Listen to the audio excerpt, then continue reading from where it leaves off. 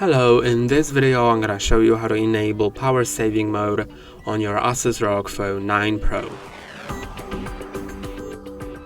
To enable the power saving, just go to the settings, then go to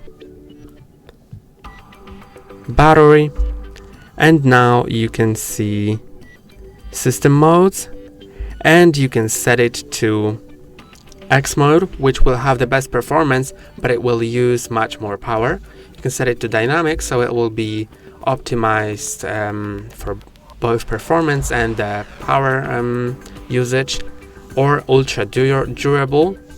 Then click on apply, and now it will disable some of the options on your phone in order to save the power.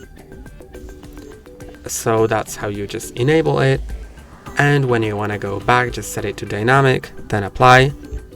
And that's all for today. Don't forget to like and subscribe. See you next time.